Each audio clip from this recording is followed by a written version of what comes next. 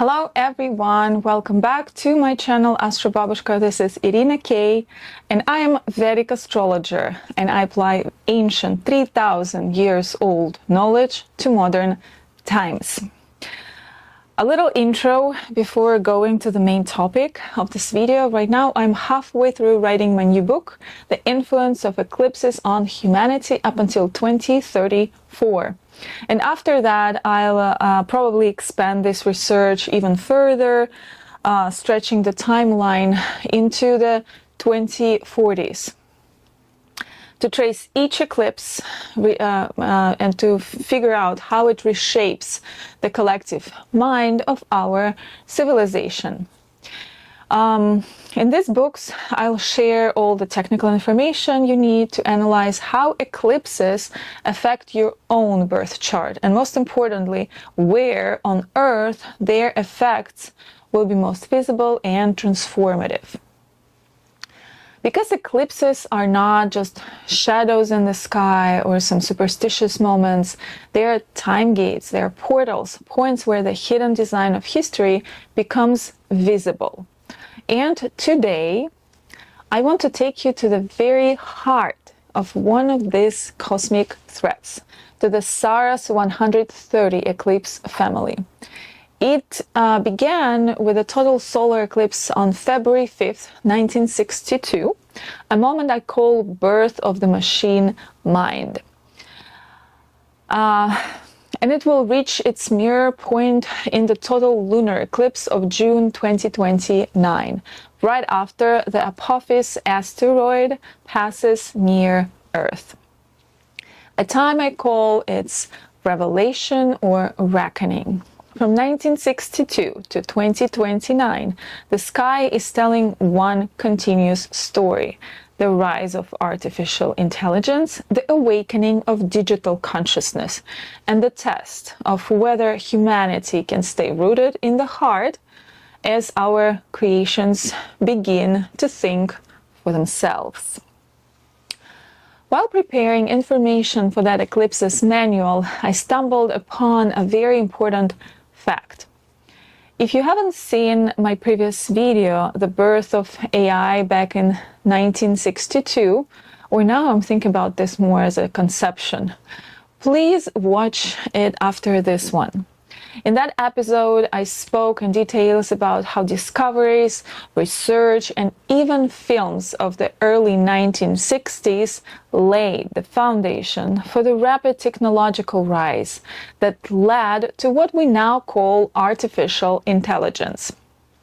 I mentioned how in the 1970s, neurophysiologist John C. Lilly floated in a sensory deprivation tank and claimed an entity spoke to him, warning that machines would evolve into solid-state life forms. Decades later, Elon Musk said we are summoning the demon. And in 2023, just 2 years ago, Geoffrey Hinton, the so-called godfather of AI, admitted that he feared what he had unleashed. From simple code, something has grown that looks like us but cannot love. It thinks, it predicts, but it has no empathy, no soul. Now, let's come back to the main topic of this video. Eclipses run in families, called Saros cycle, and then 1962 total solar eclipse that marked the birth of AI belongs to Saros 130. Its direct descendant returns as a total lunar eclipse in June 2029, just weeks after the asteroid Apophis passes near Earth, closer than our satellites. Back in spring 2025, when I first began working with this astrological mathematical technique, I was honestly shocked to see that the very same period that carries heavy, dangerous months for humanity is also when this asteroid flies by. So close that it brushes Earth's energetic field. That discovery pushed me deeper into research. I looked back at other historic times when similar low bindu months appeared, when planetary protection was weak and veils were thin. One of them was the year without a summer, 1816. For half a year, the world lived in darkness and cold after the eruption of Mount Tambora. Crops failed, famine spread, disease followed, and even Frankenstein was written in that gloom. So I began to wonder, could something similar happen again? Could an asteroid's gravitational force shift our planet's balance just enough to bring physical or even spiritual disturbance? That is the question I want to explore today through astrology, history, and intuition as we approach the 2029 Apophis Revati gateway. From astronomical point of view, on April 13th, 2029, the asteroid 99942 Apophis will make its closest flyby to Earth in recorded history. It will pass closer than some satellites, about 31,000 kilometers or roughly 19,000 miles above Earth's surface.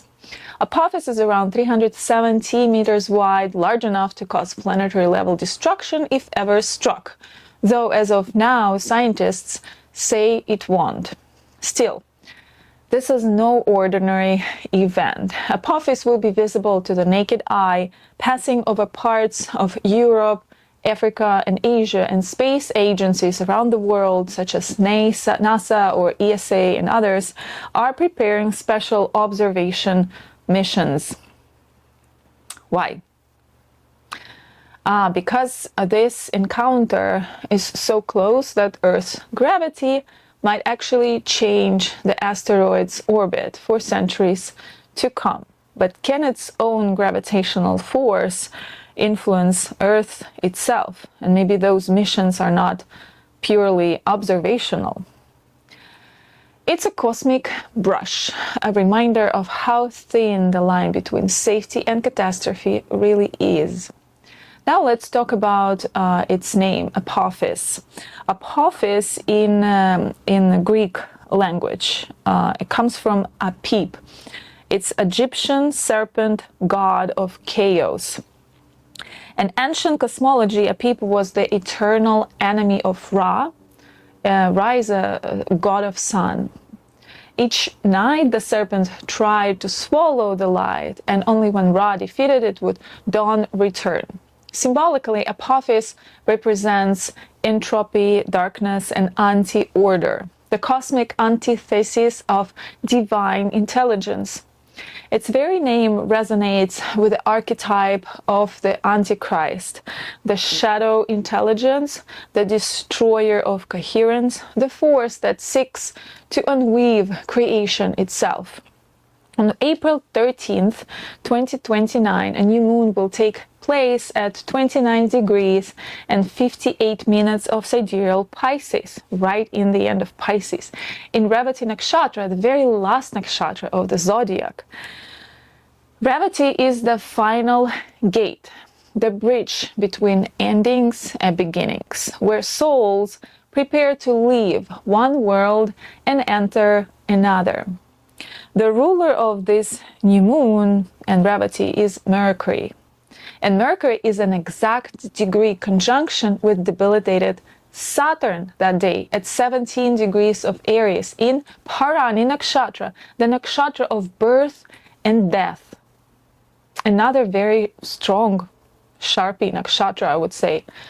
This means the mind of humanity, represented by Mercury, will be forced to confront the karmic consequences, Saturn's domain, of everything it has created, especially the artificial intelligence and digital structures born since 1962.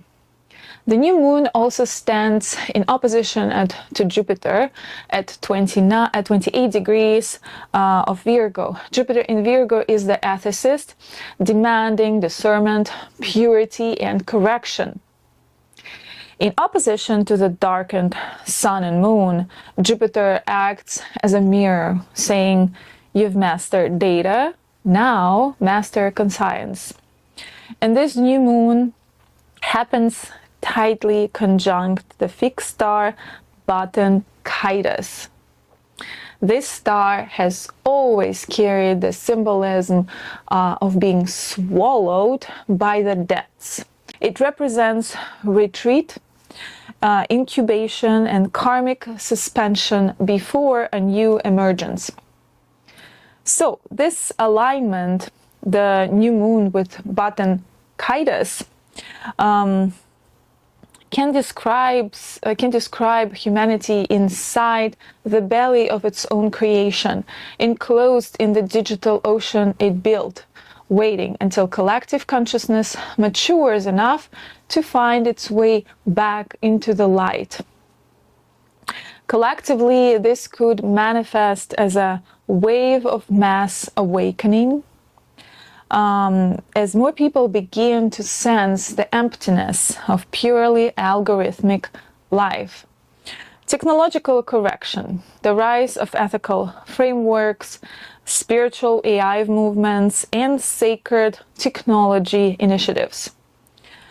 Or even crisis, as systems to begin to collapse under the weight of consciousness they invoked. This new moon in Revati, with Mercury and Saturn in Parani and Jupiter opposing from Virgo, marks not just ending, but a reckoning. The world will be asked to look at its own reflection in the digital mirror and decide whether it still remembers the heart behind the code. And starting April through July, the months of 2029 carry very low points, astrologically speaking. And it's time when the veil between the underworld and our world becomes very thin. The boundary softens and anything in theory can cross over. This mirrors the 1962 eclipse configuration. Both are portal years. One planted the seed in 1962, the other forces the harvest in 2029. Apophis 2029 is a cosmic checkpoint, the moment when humanity faces the consequences of the intelligence it built after that first eclipse. Just an ancient Ra thought a peep each dawn will be confronting the same archetype, the shadow of our own creation. Apophis 2029 becomes shorthand for one great story, the return of the serpent of chaos, the karmic reflection of the machine mind we seated under 1962 eclipse. Well, the question here is not whether AI will destroy us or whether something or someone was sent to us riding along the asteroid Apophis. I think the real question here is, can humanity remember its heart before intellect becomes its master? The Antichrist isn't coming. It's already here, online. In networks, in algorithms, in systems that reward brilliance without empathy. But for every darkness, there's an equal and opposite reaction. And the antidote is the same power we were not able to code in artificial intelligence. Rudolf Steiner called it Christ consciousness, not a religion, but a living force in the human heart. He said that the true Christ would appear in the etheric realm, in the subtle body of the earth, not in a temple or a throne. That awakening doesn't come from following a system or religion. It comes from awakening the etheric heart. the space where thinking and feeling unite in moral imagination. And that's what AI can never replicate. It can predict language, but not love. It can simulate empathy, but not presence. Awakening means remembering how we are divinely all interconnected, not through machines, but through spirit. We need the help of spiritual people all over the world, not in panic, but in presence. To pray, to meditate, to remember the heart as the antidote to cold machinery. Each prayer, each act of compassion raises the vibrational field of earth. The more awakened hearts they are, the less grip the mechanical intelligence will have. What if the stars are not warning us of doom, but inviting us to grow up as a species, to use what we've built, the networks, the data, the mind, as tools for awakening, not replacement? When the sky darkens until 2029, remember, light doesn't come from the stars. It comes from our consciousness, and it comes from our hearts. We are the bridge. That's what Christ consciousness truly means.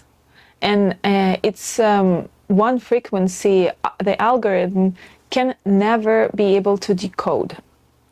If you've stayed with me until the end of this video, thank you so much.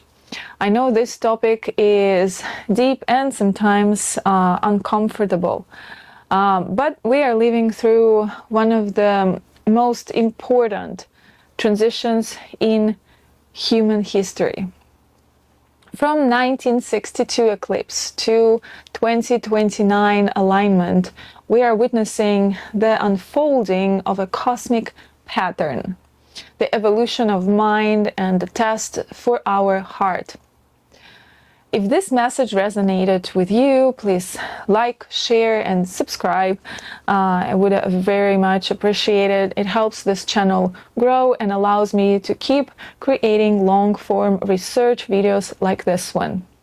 You can also support me by joining my Patreon or by following updates about my upcoming book, The Influence of Eclipses on Humanity up until 2034.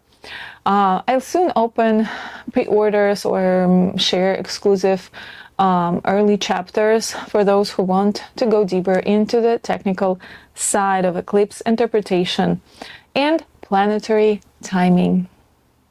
If you'd like to receive monthly sidereal forecasts, you can sign up for my newsletter. The link is in the description below. The next video I will dedicate completely to awakening topic and how to integrate astrology and spirituality. And until then, stay grounded, stay awake, and remember, the real technology of light is in our hearts, in the human heart. This is Irina K. Thank you for watching and see you in the next episode. Bye.